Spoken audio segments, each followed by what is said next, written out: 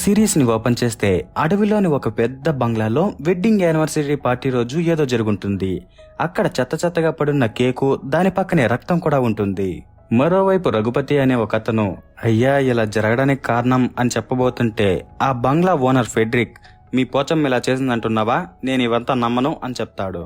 ఆ తర్వాత కొద్దిసేపటికే డాక్టర్ వచ్చి ఫెడ్రిక్ చిన్న కూతురు జెస్సీ చనిపోయిందని చెప్తాడు. అసలేం జరిగింటుందంటే కొన్ని రోజుల ముందు ఫెడ్రిక్ ఈ బంగ్లాను కొని అక్కడికి షిఫ్ట్ అయి ఉంటారు. అలాగే ఫెడ్రిక్ ఒక క్రిస్టియన్. ఆ టైంలో ఫెడ్రిక్ ఇంటి ముందు ఉన్న పోచమ్మ విగ్రహం చూడటానికి బాగలేదని అతను మనుషుల్ని పెట్టి తీపిచ్చేస్తుంటాడు.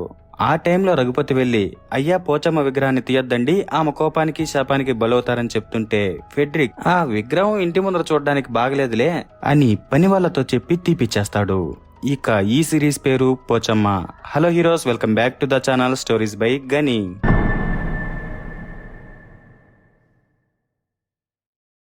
మరోవైపు సురేష్ అనే ఒక అతన్ని పోలీసులు వెంటపడి పట్టుకుని స్టేషన్ కి తీసుకువెళ్తారు. అప్పుడు జెస్సీ అక్క ఇవ నా చెల్లెలు చనిపోవడానికి కారణం నువ్వే, ఏం చేసావురా తనని అని కొడుతుంటుంది. ఆ టైంలో ఎస్ఐ ఇవాను పక్కకు తీసుకునొచ్చి మేడం మీరు ఇలాగంతా న్యూసెన్స్ చేయకూడదు, అసలు మీ యానివర్సరీ పార్టీ రోజు ఏం జరిగిందో డీటెయిల్ గా చెప్పండి అని అడుగుతాడు. దానికి ఇవ వాళ్ళ బంగ్లాకు వచ్చినప్పటి నుంచి చెప్తుంది. ఈవా ఫ్యామిలీలో మొత్తం 5 మంది ఉంటారు. ఈవా అమ్మా నాన్న, తన భర్త డేవిడ్, ఇంకా ఈవా చెల్లి జెస్సీ ఉంటారు. ఈవాకు పెళ్లైనా కూడా తన అమ్మా నాన్నలతో పాటే భార్యాభర్త ఇద్దరు ఇక్కడే ఉంటారు. ఎందుకంటే ఫెడ్రిక్ కి తన కూతుర్లంటే ఇష్టం కాబట్టి. దానికి తగ్గట్టుగానే వాళ్ళు ఈవా యానివర్సరీ రోజు ఒక కాస్ట్లీ నెక్లెస్ ని గిఫ్ట్ గా కూడా ఇస్తారు. ఇక ఈవా తన భర్త కూడా హ్యాపీగానే ఉంటారు. మరోవైపు ఈవా చెల్లి జెస్సీ స్నానం చేస్తుంటుంది. ఆ టైంలో ఎవరో తనని చూస్తుంటారు. ఆ విషయం జెస్సీకి అర్థమయ్యి వాళ్ళమ్మతో చెప్దామని వచ్చినప్పుడు అక్కడ సురేష్ ఇల్లు మాపేస్తుంటాడు. ఇక జెస్సీ వాళ్ళమ్మతో నీకొక విషయం చెప్పాలి అంటే ఆమె నువ్వు రోజు ఎవరో ఒకరి మీద కంప్లైంట్ చేయకుండా ఉండలేవా అని జెస్సీనని, తర్వాత సురేష్ తో నువ్వు బాత్రూములు క్లీన్ చేసేసావా అని అడిగితే అతను క్లీన్ చేసేసానంటాడు. దాంతో ఆమె సరే నువ్వు వెళ్ళని సురేష్ ని పంపించేసి జెస్సీతో ఈ రోజు మీ యొక్క యానివర్సరీ, నా మూడు పాడు చేయకుండా ఈ రోజన్నా ఏ కంప్లైంట్ ఇవ్వకుండా నీకొక డ్రెస్ తెచ్చాను, అది వేసుకుని నవ్వుతూ తిరిగితే చాలని చెప్పి జెస్సీ చెప్పేది వినకుండానే పంపించేస్తుంది. ఆ తర్వాత బయట జెస్సీతో సురేష్ మాట్లాడుతున్నప్పుడు జెస్సీ కొంచెం ఏడుస్తూ విసుక్కుంటూ మాట్లాడుతుంటుంది. అది డేవిడ్ చూసి ఈవాకు చెప్పేసరికి తిను సురేష్ తన చెల్లెల్ని హెరాస్ చేస్తున్నాడేమో అని కిందికి వెళ్లి అతని చెంపపై కొట్టి నా చెల్లి జోలికి రావద్దని వార్నింగ్ ఇచ్చి పంపించేస్తుంది. ఆ టైంలో జెస్సీ ఏదో చెప్పడానికి చూస్తుంటే ఈవా అది వినిపించుకోకుండా వాళ్ళంతా మిడిల్ క్లాస్, వాళ్ళకి దూరంగా ఉండాలి, నువ్వు నాకేం ఎక్స్ప్లెయిన్ చేయనవసరం లేదులే, నీకు తోడుగా నేనున్నాను అనేసి వెళ్లిపోతుంది. తర్వాత ఆ రోజు రాత్రి యానివర్సరీ డే పార్టీ జరుగుతున్నప్పుడు జెస్సీ మిద్దిపైకి వెళ్లి మత్తులో అందరూ ఎలా ఉన్నారు, ఐ లవ్ యూ ఎవ్రీబడి అని చెప్తున్నప్పుడు కాలు జారి కిందన పడి చచ్చిపోతుంది. ఇది జరిగిండేదని ఈవా చెప్పాక ఎస్ఐ మీ చెల్లి కిందన పడినప్పుడు సురేష్ కిందనే కదా ఉన్నాడు, మరి అతను ఎలా చంపాడని అడిగితే దానికి ఈవా నేను తోసి చంపాడని చెప్పడం లేదు, అతను మెంటల్ గా హెరాస్ చేయడం వల్లే తను చచ్చిపోయిందని చెప్తుంది. ఆ మాటలకు ఎస్ఐ అది మేము కనుక్కుంటాము, మీరు ఎవరూ ఊరు వదిలిపెట్టి వెళ్లకూడదు, ఇంకా సురేష్ ని కొట్టి టార్చర్ చేయడం లాంటివి చేయకూడదు అని చెప్పి అలాగే సురేష్ తో నువ్వు డైలీ స్టేషన్ కొచ్చి సంతకం పెట్టాలి అని చెప్పి తర్వాత వాళ్ళని పంపించేస్తాడు. తర్వాత ఫ్యూనరల్ అప్పుడు ఫ్యామిలీ వాళ్ళందరూ బాధపడుతుంటే రఘుపతి అతని భార్య ఇదంతా పోచమ్మ శాపం వల్లే జరిగింది అనుకుంటూ ఉంటారు. అదే టైంలో రఘుపతి కొడుకు సురేష్ జెస్సీని చూడ్డానికి వస్తే ఈవా జెస్సీ చనిపోవడానికి కారణం నువ్వే, నా చెల్లి దగ్గరకు రావద్దు అని అరుస్తుంది. ఆ టైంలో ఫెడ్రిక్ చావు దగ్గర ఏంటిదని తన కూతుర్ని గమ్మునుండమని తర్వాత సురేష్ ని చూడమని చెప్తాడు. ఇక సురేష్ జెస్సీని చూసి బాధపడుతుంటాడు, ఎందుకంటే వాళ్ళిద్దరూ ఒకరినొకరు ప్రేమించుకుంటూ ఉండేవాళ్ళు కాబట్టి. తర్వాత ఎస్ఐ ఆ ఇంట్లో వాళ్ళ గురించి అక్కడ పనిచేసే వాళ్ళని ఎంక్వైరీ చేస్తున్నప్పుడు ఊర్లోని వాళ్ళందరూ ఆ ఇంట్లో ఉన్న పోచమ్మ విగ్రహాన్ని ఫెడ్రిక్ తీసి పడేయడం వల్లే వాళ్ళ ఫ్యామిలీకి పోచమ్మ శాపం తగిలి జెస్సీ బలైపోయిందనేలా చెప్తారు. కానీ దాన్ని ఎస్ఐ నమ్మడు. ఆ టైంలో అతను తింటున్న చికెన్ ఎముక నోటికి గుచ్చుకొని రక్తం వస్తుంటుంది. ఇక అది చూసిన వాళ్ళు చాలా భయపడిపోతుంటారు. దాంతో అతను కూడా ఏంటి దేవత నిజంగానే ఇలా కూడా చేస్తుందా అనే లెక్కలో భయపడుతుంటాడు. దాంతో అతను తినడం మధ్యలోనే ఆపేసి జెస్సీ ఇంటికి వెళ్ళినప్పుడు పోచమ్మ విగ్రహం ఉండే చోట ఎవరో ఎర్రగుడ్డలో మట్టిని పెట్టుంటారు. మరోవైపు ఈవా మిద్దిపైకి వెళ్తున్నప్పుడు శాంతి మిద్దిపైకి వెళ్లొద్దమ్మా, జెస్సీ అమ్మగారు అక్కడి నుంచే కదా పడి చనిపోయారు, ఇంకా చెడుగాలు అక్కడే తిరుగుతుంటుంది అని చెప్పేసరికి ఈవా నోరు మూసుకుని వెళ్ళని అరుస్తుంది. తర్వాత రిటర్న్ పైకి వెళ్తున్నప్పుడు అక్కడి మెట్లపై తినకు రక్తం కనిపిస్తుంది. అదే టైంలో ఈవా జెస్సీని ఎవరో కొట్టినట్టు ఊహించుకుంటుంది. తర్వాత అలానే మిద్దిపైకి వెళ్లి ఎస్ఐ చూస్తున్న ఆ ఎర్రగుడ్డనే చూస్తూ ఇదంతా పోచమ్మ శాపం వల్లే జరిగిందా అనుకుంటూ ఉంటుంది. ఇక ఫెడ్రిక్ ఫ్యామిలీ వాళ్ళు ఫస్ట్ టైం ఈ ఇంటికి వచ్చినప్పుడు రఘుపతి, అతని భార్య, అతని కొడుకు, కూతురు ఇదే ఇంట్లో పనిచేస్తుంటారు. ఆ టైంలో జెస్సీ ఎస్టేట్ మొత్తం చూడాలనేసరికి ఫెడ్రిక్ ఒక్కదానివే వెళ్లొద్దు అని రఘుపతిని ఎవరన్నా తోడుగా ఉంటే పంపించమని అడిగేసరికి రఘుపతి తన కొడుకు సురేష్ ని పంపిస్తాడు. తర్వాత వీళ్ళిద్దరూ తిరుగుతున్నప్పుడు ఆ టైంలో సురేష్ ఈ ఎస్టేట్ లోని కాఫీ చెట్లకు జలగలు ఉంటాయని అక్కడ ఉన్న ఒక పెద్ద జత షూస్ ని తీసుకుని వెళ్లి జెస్సీ కాలుని తన తొడ మీద పెట్టుకుని షూస్ వేస్తాడు. ఈ విషయం జెస్సీకి చాలా బాగా నచ్చుతుంది. తర్వాత వాళ్ళిద్దరూ చట్టాపట్టాలేసుకుని తిరుగుతుంటారు. మరోవైపు ఫెడ్రిక్ బంగ్లాలో మందు తాగుతూ అక్కడున్న బొమ్మను చూపించి ఏమిటిదని అడిగితే రఘుపతి ఆ విగ్రహం పోచమ్మది, ఆమె చాలా శక్తివంతమైన దేవత, అందర్నీ కాపాడుతుందని చెప్తుంటారు, అలాగే ఆమె అంటే ఇక్కడ వాళ్లకు చాలా నమ్మకమని చెప్తాడు. అవన్నీ విన్నాక ఫెడ్రిక్ ఆ విగ్రహాన్ని మనుషులతో తీపిచ్చేయమని ఉంటాడు. ఇక మళ్ళీ మెయిన్ స్టోరీలోకి వెళ్తే ఈవా ఎస్ఐని పిలిచి మెట్ల మీద ఉన్న రక్తాన్ని చూపించి సురేష్ జెస్సీని ఈ విధంగా బ్లడ్ వచ్చాడుగా కొట్టింటాడేమో అనే లెక్కలో చెప్తుంది. అది విన్నాక ఎస్ఐ తర్వాత ఫెడ్రిక్ అతని భార్యని ఎంక్వైరీ చేసినప్పుడు రెబేకా జెస్సీకి స్మోకింగ్, డ్రింకింగ్ లాంటి ఏ హ్యాబిట్స్ లేవు, యానివర్సరీ రోజు జస్ట్ వైన్ తాగిందంతే అని చెప్తుంది. అప్పుడు ఎస్ఐ మీకు తెలియకుండా తను డ్రగ్స్ ఏమన్నా తీసుకునేదేమో, ఎందుకంటే తన బ్లడ్ లో డ్రగ్స్ ఉన్నట్టు తేలిందని చెప్తాడు. ఆ మాట వినగానే వీళ్ళిద్దరూ షాక్ అయిపోతాడు. తర్వాత ఎస్ఐ వెళ్లిపోయాక రెబేకా ఫెడ్రిక్ తో నీ డ్రగ్స్ హ్యాబిట్ వల్లే నా కూతురు చనిపోయింది అనేసరికి అతను లేదు, నేను వాటిని బీరువాలో వేసి తాళాన్ని ఎప్పుడు నా దగ్గరే పెట్టుకుంటాను అని చెప్తాడు. కానీ తీరా చూస్తే ఆ తాళం బీరువాకే ఉంటుంది. దాంతో రెబేకా నీకు మెమరీ లాస్ అయింది, నువ్వేం చేస్తున్నావో నీకు తెలియడం లేదని అరుస్తుంది. దాంతో ఫెడ్రిక్ ఇది ఇక్కడికి ఎలా వచ్చిందబ్బా అని ఆలోచిస్తే యానివర్సరీ రోజు పని అమ్మాయి బట్టలు పెడతానంటే ఫెడ్రిక్ కీస్ ఇచ్చేసి తర్వాత అలానే బయటకు వెళ్లిపోయి ఉంటాడు. ఆ టైంలో పనమ్మాయి బట్టలు పెట్టి అందులో ఉన్న నెక్లెస్ ని ఎత్తుకుని వెళ్లిపోయి ఉంటుంది. ఇప్పుడు బీరువాలో చూసిన వీళ్ళకి ఆ విషయం అర్థమయ్యి ఇక ఆ అమ్మాయిని పనిలో పెట్టింది రఘుపతి భార్య శాంతినే కాబట్టి అక్కడ పనిచేస్తున్న గాయత్రితో మీ అమ్మని పిలుచుకొని రాపో అని చెప్తారు. మరోవైపు శాంతి దగ్గరికి నెక్లెస్ ని దొబ్బేసిన అమ్మాయి వచ్చేసరికి శాంతి సైలెంట్ గా తనని పక్కకు పిలుచుకుని వెళ్తుంది. ఆ విషయాన్ని రఘుపతి గమనిస్తాడు. ఇక అమ్మాయి శాంతితో మాట్లాడుతూ అక్క, పోలీసులు జెస్సీ చనిపోయిన చోటంతా వెతుకుతున్నారు, ఈ నెక్లెస్ గురించి తెలిసిపోతుందేమో అంటే దానికి శాంతి ఏం తెలియదులే, నువ్వు గమ్మున కొన్ని రోజులు ఊరికి వెళ్ళిపో అని డబ్బులిచ్చి పంపించేస్తుంది. ఆ టైంలో గాయత్రి వెళ్లి అమ్మగారు నిన్ను పిలుస్తున్నారని చెప్పి శాంతిని బంగ్లాకి తీసుకువెళ్లాక ఫెడ్రిక్ అతని భార్య ఇద్దరు నువ్వు పనిలో పెట్టిన అమ్మాయి ఏది, తను నెక్లెస్ తీసుకుని వెళ్లిపోయింది అనేసరికి శాంతి తను ఎవరో తెలియదమ్మా, ఎస్టేట్ లో పని చేస్తుండేది, 10 రోజుల ముందే వాళ్ళు వచ్చారు, అక్కడ పని లేదంటే ఇక్కడ పెట్టాను, తను ఇలా చేస్తుందని నాకు కూడా తెలియదు, తను నిన్ననే ఇంటికి వెళ్లిపోయింది, నన్ను క్షమించండి, ఆ నెక్లెస్ కాస్ట్ ఎంతో నా జీతంలో కట్ చేసుకోండి అని చెప్తుంటుంది. ఇక ఆ మాటలు వింటున్న గాయత్రి షాక్ లో ఉండిపోతుంది. ఆ టైంలో రఘుపతి అక్కడికి వచ్చి ఆ నెక్లెస్ ని తిరిగి వీళ్ళ చేతికిచ్చి ఆ పనమ్మాయి అమ్మా నాన్న మేము అలాంటి వాళ్ళం కాదు, నా కూతురు ఏదో దురాస్తో దొంగతనం చేసింది, మమ్మల్ని క్షమించండి అని నా చేతికి నెక్లెస్ ఇచ్చేసి వెళ్లిపోయాడు అని వీళ్ళకి చెప్పేసరికి వీళ్ళు సరేలే ఇంకోసారి ఎవరో ఏమిటో తెలుసుకోకుండా పనిలో పెట్టద్దండి అని చెప్పేసి వెళ్లిపోతారు. ఈ విషయం వల్ల శాంతికి చాలా కోపంగా ఉంటుంది, కానీ గాయత్రి మాత్రం చాలా హ్యాపీగా ఉంటుంది. మరోవైపు ఎస్ఐ ఈవాతో మీరు ఆ విగ్రహం తీసేయడం వల్లే ఇదంతా జరుగుతుందని ఊర్లో వాళ్ళు చెప్తున్నారు, అది నిజమో అబద్ధమో నాకు తెలియదు, మీరే తెలుసుకోవాలి, ఎందుకంటే ఒకరు ఇద్దరు చెప్తే అదొక రకం, ఊరంతా చెప్తున్నారు కాబట్టి అని. ఆ తర్వాత సురేష్ ని పిలిపించి మర్యాదగా నువ్వు జెస్సీని ఏం చేశావో చెప్పు అని మాట్లాడుతున్నప్పుడు జెస్సీ మెడికల్ రిపోర్ట్ వస్తుంది. అందులో జెస్సీని రేప్ చేసినట్టుంటుంది. ఆ రిపోర్ట్ ను చూడగానే వీళ్ళందరూ షాక్ అయిపోతారు. మరోవైపు శాంతి ఇంటికి వెళ్ళాక రఘుపతిని నిన్ను బంగారం ఎవరమన్నారు, నీకు ఎలాగో సంపాదించడం చేత కాదు, వ్యాపారం చేసి ఆస్తులన్నీ పోగొట్టి ఇప్పుడు ఉండడానికి సొంత ఇల్లు లేకుండా చేశావు, నిజాయితీగా ఉంటే ఎప్పుడు సంపాదించుకుంటాం అనే లెక్కలో అరుస్తుంటుంది. మరోవైపు సురేష్ జెస్సీ స్నానం చేస్తున్నప్పుడు బట్టలు మార్చుకునేటప్పుడు డేవిడ్ తనని చూసేవాడని, ఆ విషయం తెలిసాక జెస్సీ చాలా భయపడిందని, డేవిడే తనని పాడు చేసుంటాడని చెప్పేసరికి ఈవా అతన్ని కొట్టి నువ్వు తప్పించుకోవడానికి డేవిడ్ మీద నిందలేస్తున్నావా అంటుంది. అప్పుడు మళ్ళీ సురేష్ నేను చెప్పేది నిజం, కావాలంటే మీరు జెస్సీ డైరీని చూడండి, అందులో తను క్లియర్ గా రాసుకున్నానని చెప్పింది అంటాడు. ఇక ఈ విషయాలన్నీ డేవిడ్ గమనిస్తూనే ఉంటాడు.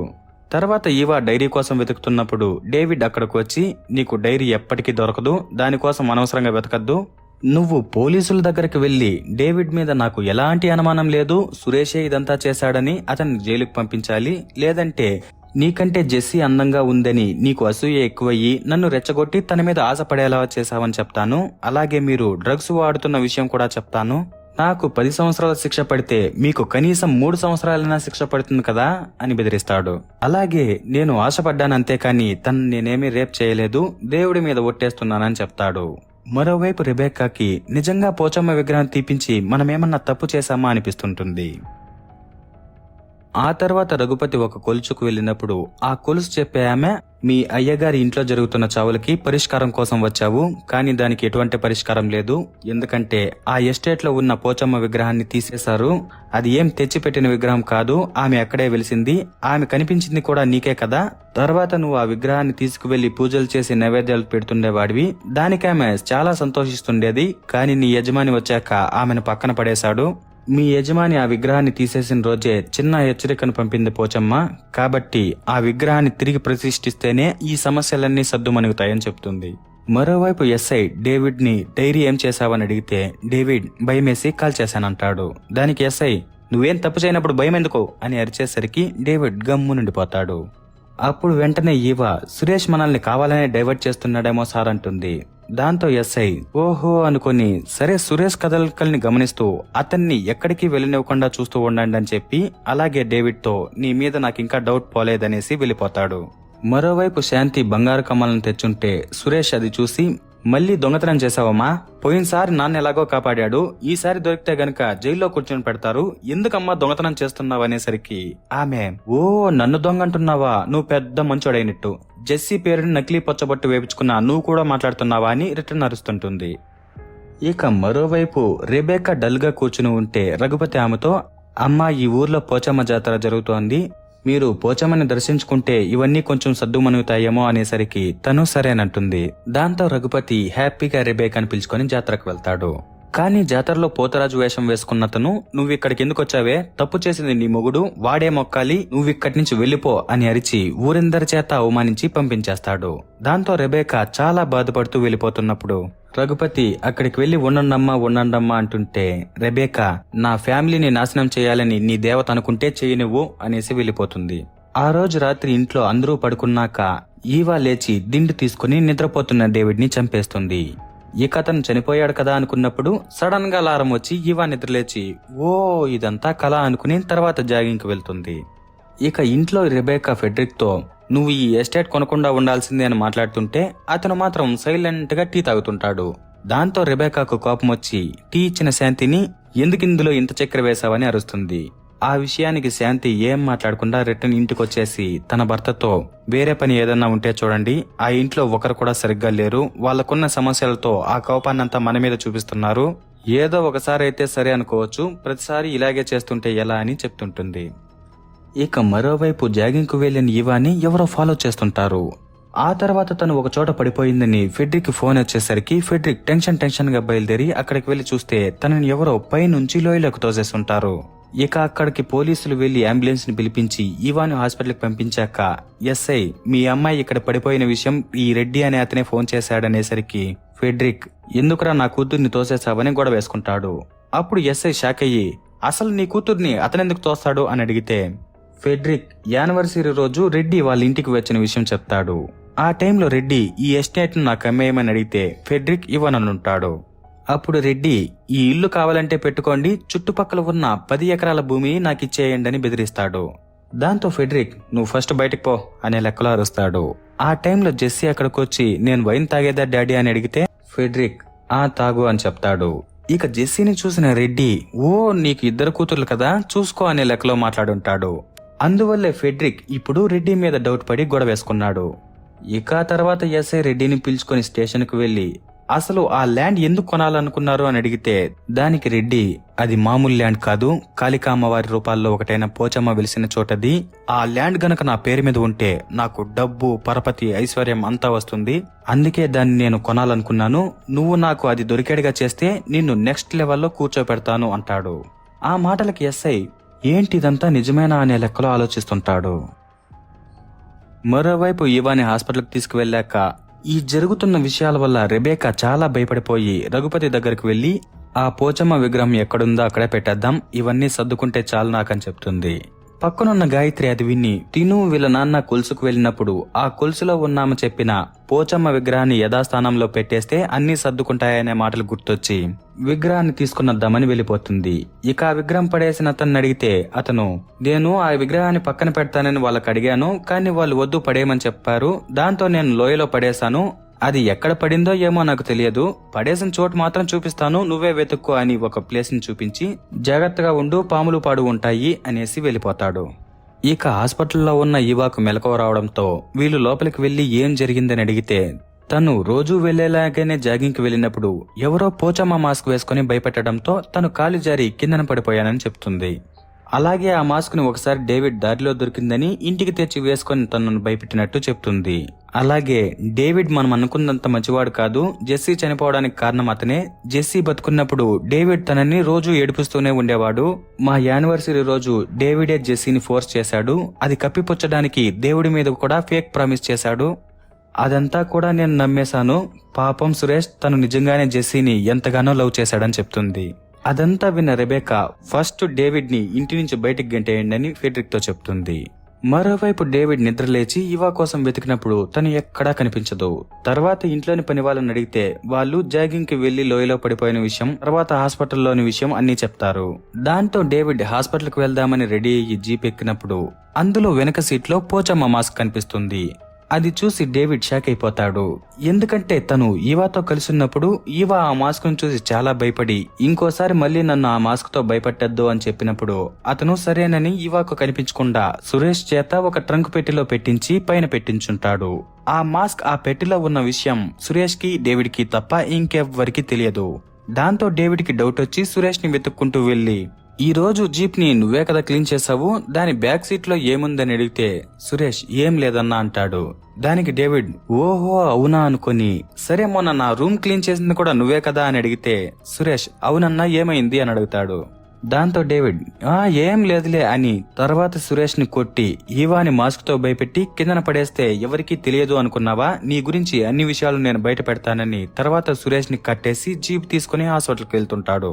మరోవైపు ఈవా వాళ్ళు కూడా రిటర్న్ ఇంటికి వచ్చేస్తుంటారు. ఇక డేవిడ్ కి ఏమవుతుందో తెలియదు కానీ దారిలో అతని జీప్ యాక్సిడెంట్ అయ్యి డేవిడ్ అక్కడే చనిపోయి ఉంటాడు. ఆ విషయాన్ని రిటర్న్ లో వస్తున్న వీళ్ళు చూసి తర్వాత డేవిడ్ కి అంత్యక్రియలు చేస్తారు. ఆ టైంలో ఇంటికి వచ్చిన పాస్టర్ ఇల్లంతా నీళ్లు చల్లుతూ శుద్ధి చేస్తున్నప్పుడు పోచమ్మ విగ్రహాన్ని తీసేసిన ప్లేస్ ని చూసి తర్వాత ఫెడ్రిక్ తో, ఇదంతా మొదలైంది అక్కడి నుంచే, నమ్మకాలను చెరపకూడదు, మీకో మాట చెప్తాను, ఈ బంగ్లా వదిలేసి వెళ్ళిపోండి, డబ్బుల కంటే ప్రశాంతతే ముఖ్యం అనేలా చెప్తాడు. ఆ మాటలతో ఫెడ్రిక్ దీని గురించంతా ఆలోచించి తర్వాత ఇల్లు వదిలేసి వెళ్లిపోవాలని ఫిక్స్ అవుతాడు. ఇక ప్రాపర్టీని అమ్మకానికి పెట్టినప్పుడు రెడ్డి అక్కడికి వచ్చి, మీరు ప్రాపర్టీని అమ్ముతున్నారని తెలిసి అందరికంటే ముందే నేను వచ్చేసాను, ముందు చెప్పినట్టే 3 రెట్లు ఎక్కువ ఇస్తాననేసరికి ఫెడ్రిక్, నేను ప్రాపర్టీని అమ్ముతానని చెప్పాను కానీ నీకు అమ్మను అంటాడు. దానికి రెడ్డి, నాకు అమ్మకపోతే ఇక దీన్ని ఎవ్వరూ కొనరు, అసలే ఇక్కడ 2 హత్యలు జరిగాయి, అలాగే పోచమ్మ విగ్రహాన్ని కూడా తీసేశారు, కాబట్టి మంచి జరగదని దీన్ని కొనడానికి ఎవరూ ధైర్యం చేయరు అనేసరికి ఫెడ్రిక్, తీసుకున్న వాళ్ళకి మంచి జరగడం కాదు, మంచి వాళ్ళకే ఈ స్థలం చెందాలి, అందుకే నా కూతురు ఈవా చెప్పినట్టు రఘుపతికి ఈ స్థలాన్ని ఊరికేనే ఇచ్చేస్తున్నానంటాడు. దాంతో రఘుపతి షాక్ అయిపోతాడు. ఆ తర్వాత రెబేకా ఫెడ్రిక్ ఇద్దరు, ఈ ప్లేస్ లో మాకు మంచి అనుభవాలు లేవు కాబట్టి మేము మళ్ళీ ఇక్కడికి రావదలుచుకోలేదు, ఇక మేము వెళ్తామనేసి వెళ్లిపోతారు. ఆ టైంలో రఘుపతి వాళ్ళు వెళ్లేంత వరకు బాధగా ఉండి తర్వాత కన్నింగ్ బుద్ధితో హ్యాపీగా ఫీల్ అవుతుంటాడు. ఎందుకంటే ఈ విషయాలన్నీ జరగడానికి కారణం ఇతనే కాబట్టి. అసలు ఏం జరిగిందని చూస్తే 9 నెలల ముందు రఘుపతి వ్యాపారంలో అప్పులయ్యి ఆ ఎస్టేట్ ని ఫెడ్రిక్ అమ్మేశాక ఒక స్వామీజీ దగ్గరకు వెళ్ళుంటాడు. అక్కడున్న స్వామీజీ రఘుపతితో, 45 రోజుల నుంచి నీ కోసం ఎదురు చూస్తున్నాను, ఆ ఎస్టేట్ ని అమ్మేశావని విన్నాను, నువ్వు ముందే వచ్చుంటే రాజులా బతికేవాడివి, ఇప్పుడు అక్కడ పనివాడిలా బతకాల్సి వస్తోంది, ఆ ఎస్టేట్ లోని పోచమ్మ విగ్రహానికి 20 అడుగుల ముందు ఒక గుప్త నిధి ఉంది, నిజానికి అది నీకే దక్కాలి, కానీ ఏం చేద్దాం, అది అనుభవించే యోగం వాళ్ళకు దొరికింది అని చెప్తాడు. ఈ విషయాలన్నీ విన్నాక రఘుపతి దీని గురించి ఏం చేయాలని ఆలోచిస్తూ ఇంటికి వెళ్తే శాంతి విషయం మొత్తం కనుక్కొని ఆ ఎస్టేట్ ని రిటర్న్ ఇచ్చేయమని అడగొచ్చు కదా అంటుంది. దానికి రఘుపతి, ఎందుకిస్తారు వాళ్ళు, ఇవ్వరు అంటాడు. ఆ టైంలో తన కొడుకు కూతురు దాయాలాడుతూ కూతురు ఓడిపోయి, చూడు నాన్న అన్నయ్య ఓడిపోతాడనుకున్నాను కానీ లక్కులో గెలిచేశాడు అనేసరికి అప్పుడు సురేష్, నేనేం లక్కులో కాదు, తెలివిగా ఆటను ఆడించి గెలిచాను అంటాడు. సురేష్ అన్న ఆ మాటలకి రఘుపతికి ఒక ఐడియా వస్తుంది. ఆ తర్వాత ఒక ప్లాన్ వేసి ఇల్లు కొంటే కాదు దాంట్లో మనశ్శాంతి కూడా ఉండాలి, ఆ మనశ్శాంతిని మనం లేకుండా చేద్దామని తన కొడుకుని భార్యని ఆ ప్లాన్ లో ఇన్వాల్వ్ చేసి ఫస్ట్ రాగానే ఫెడ్రిక్కే ఆ విగ్రహాన్ని తీపించేయడం కోసం ఫెడ్రిక్ కి మసాజ్ చేసే అతనికి రఘుపతి డబ్బులిచ్చి అతనితో మీరు కొత్త ఇంటికి వెళ్తున్నారంట కదా, నేను చూశాను అక్కడ ఒక పోచమ్మ విగ్రహం ఉంది, మీరు వెళ్తానిట్టే తీపిచ్చేస్తారు కదా, ఏం లేదు మీరు క్రిస్టియన్ కదా అందుకే అడిగాను అనే మాటలను చెప్పించి ఫెడ్రిక్ కి లేని ఆలోచనలను అతనికి తెప్పించి తర్వాత తన కొడుకుతో కావాలనే జెస్సీని లైన్ లో వేసుకోమని చెప్పి అలాగే తన భార్యతో ఆ ఇంట్లో ఒక పాముని పెట్టించి దాన్ని చూసి రెబేకా భయపడేలా చేసి ఆ భయాన్ని పెంచడం కోసం పడగ విప్పిన పాము ఇంట్లో కనిపిస్తే మంచిది కాదని ఒక నమ్మకాన్ని సృష్టించి వాళ్ళల్లో వాళ్ళకే భయాన్ని పుట్టిస్తాడు. కానీ ఆ టైంలో ఈ నిధి విషయం ఎస్ఐకి తెలిసిపోతుంది. అప్పుడు అతను గవర్నమెంట్ కి రావాల్సిన నిధిని మీరు సొంతం చేసుకోవాలి అనుకుంటున్నారు, మరి ఇందులో నాకేంటి లాభం అని అడిగితే రఘుపతి 50-50 తీసుకుందామని అతన్ని కూడా వీళ్ళ ప్లాన్ లో ఇన్వాల్వ్ చేసి తర్వాత డేవిడ్ కి జెస్సీ మీద కన్ను ఉందని తెలుసుకొని అలాగే ఆ విషయాన్ని జెస్సీకి తెలిసేలా చేసి జెస్సీతో ఆ విషయాన్ని వాళ్ళ ఫ్యామిలీ వాళ్ళకి చెప్పించి మనశ్శాంతిని పోగొడదామనుకుంటాడు. కానీ వాళ్ళెవరూ ఆ పిల్ల చెప్పేది వినిపించుకోకుండా ఉంటారు. ఇక యానివర్సరీ రోజు ఆ పిల్ల దీని గురించి బాధపడుతున్న టైంలో సురేష్ జెస్సీ దగ్గరకు వెళ్లి నువ్వు మిద్దిపైకెక్కి నేను చెప్పింది వినండి లేదంటే చచ్చిపోతాను అని బెదిరించు, అప్పుడు ఖచ్చితంగా నువ్వు చెప్పేది వింటారు, ఎందుకంటే నేను కూడా ఒకసారి అలాగే చేశాననేసరికి జెస్సీకి ఐడియా బాగా నచ్చుతుంది. కానీ ఆ పిల్లకి ఎత్తంటే భయం. ఆ విషయం సురేష్ కి చెప్పేసరికి సురేష్ నాకు కూడా ఎత్తంటే భయమే, అందుకే నేను ఆ రోజు మందు వేసుకొని చెప్పాను, నువ్వు కూడా మందు వేసుకొని చెప్పే అనేసరికి తను మందంటే నాకు ఇష్టం లేదంటుంది. దాంతో సురేష్ సరే నా దగ్గర ఒక ప్లాన్ ఉందని ఫెడ్రిక్ బీరువాలోని డ్రగ్స్ ని తీసి ఆ పిల్లతో వాడిచ్చి తర్వాత మిద్దిపైకి పంపించి అక్కడ జెస్సీ మాట్లాడుతున్న టైంలో తనని తొయ్యలేక రిటర్న్ కిందికి వచ్చేస్తాడు. ఆ టైంలో రఘుపతి వెళ్లి ఏం వచ్చేస్తున్నావని అడిగితే సురేష్ నాకు జెస్సీ అంటే నిజంగానే ఇష్టం నాన్న అంటాడు. ఆ మాటకి రఘుపతి డబ్బులుంటే ఇంతకంటే అందమైన అమ్మాయిల్ని అలాగే నిన్ను లవ్ చేసే వాళ్ళని బోలెడు తెచ్చుకోవచ్చు, సర్లే నువ్వు వెళ్ళు నేను చూసుకుంటానని సురేష్ ని పంపించేసి తర్వాత రఘుపతి వెళ్లి ఆ పిల్లని కిందికి తోసి చంపేస్తాడు. ఇక ఈ విషయం ఎట్టి పరిస్థితుల్లోనూ వీళ్ళ మీదకి రాకుండా మొత్తం డేవిడ్ మీదకి డైవర్ట్ చేసేదానికోసం అతనికి ఎలాగో జెస్సీ మీద కన్ను ఉంది కాబట్టి అతను రేప్ చేశాడు కాబట్టి ఆ పిల్ల చచ్చిపోయిందనే మాతో క్రియేట్ చేద్దామని ఒక ఫేక్ రేప్ రిపోర్ట్ ని తయారు చేపిస్తాడు. దానివల్లే వీళ్ళ మీద డౌట్ పడకుండా అందరూ డేవిడ్ మీద డౌట్ పడ్డారు. ఇక తర్వాత సురేష్ గురించి డేవిడ్ కి తెలిసి సురేష్ ని కట్టేసి జీప్ లో వెళ్తున్నప్పుడు సురేష్ తన దగ్గర ఉన్న చాకుతో కట్లు తెంపుకొని వాళ్ళ నాన్నకు ఫోన్ చేసి విషయం మొత్తం చెప్పుంటాడు. దాంతో రఘుపతి వేరే ఒక లారీ అతనికి ఫోన్ చేసి యాక్సిడెంట్ చేయమని చెప్పుంటాడు. ఇక లారీ అతను డేవిడ్ ని గుద్దేద్దాం అనుకున్నప్పుడు డేవిడే భయపడి పక్కకు తిప్పి అతనే చచ్చిపోయి ఉంటాడు. ఈ విధంగా ఆ ఇంట్లో జరిగిన ప్రతి ఒక్క దాని వెనుకున్నది రఘుపతే. ఇక ఫైనల్ గా వాళ్ళు వెళ్లిపోయారు కాబట్టి వీళ్ళు పూజ చేసి అక్కడున్న నిధిని లోడుతుంటారు. మరోవైపు పోచమ్మ విగ్రహం కోసం వెళ్లిన గాయత్రి రిటర్న్ వచ్చేస్తుంటే ఆ టైంలో ఒకతను పక్కన ఉన్న నీళ్లలో ఆ విగ్రహం ఉందని చెప్పేసరికి గాయత్రి రిటర్న్ నీళ్ల దగ్గరికి వెళ్లి ఫైనల్ గా అక్కడున్న పోచమ్మ విగ్రహాన్ని తీసుకుని హ్యాపీగా ఆమెకు పూజలు చేసి రిటర్న్ తీసుకుని వస్తుంటుంది. ఇంకోవైపు ఆ బంగ్లా దగ్గరికి వచ్చిన ఎస్ఐ నేను లేకుండానే మీరు ఆ నిధిని లోడ్ తీసుకోవాలనుకుంటున్నారా అనేసరికి రఘుపతి లేదు సార్ ముందనుకున్న విధంగానే 50-50 అని చెప్తాడు.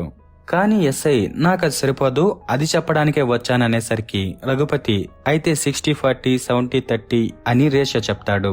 కానీ ఎస్ఐ ఈ బంగ్లాని మీరు తీసుకోండి ఆ బంగారం మొత్తం నాకు ఇచ్చేయండి అని చెప్తాడు. దానికి రఘుపతి ఇది అన్యాయం సార్ అంటే ఎస్ఐ మరి మీరు మనుషులను చంపి చేసిందంతా న్యాయమా అంటాడు. దాంతో రఘుపతి సరే తర్వాత చూసుకుందాంలే అనే లెక్కలు ఆలోచించి మొత్తం మీరే తీసుకోండి సార్ అనేసి వెళ్ళిపోతుంటాడు. కానీ శాంతి ఆత్రంతో ఎస్ఐని పట్టుకుని కొట్టేస్తుంది. అది చూసిన ఈ అబ్బా కొడుకులిద్దరూ సరే ఇప్పుడే చంపేద్దామనే లెక్కలో పారా గడ్డపారా తీసుకుని వెళ్తున్నప్పుడు వీళ్ళిద్దరిని ఎస్ఐ గన్తో కాల్చేస్తాడు. ఆ టైంలో శాంతి మళ్లీ ఎస్ఐని కొడుతుంది. అప్పుడితను గన్నుతో ఆమెను కాల్చి చంపేస్తాడు. కానీ శాంతి కొట్టిన రెండో దెబ్బ వల్ల ఎస్ఐ కూడా చచ్చిపోతాడు. అలా వీటన్నిటికీ కారణమైన నలుగురు చచ్చిపోతారు.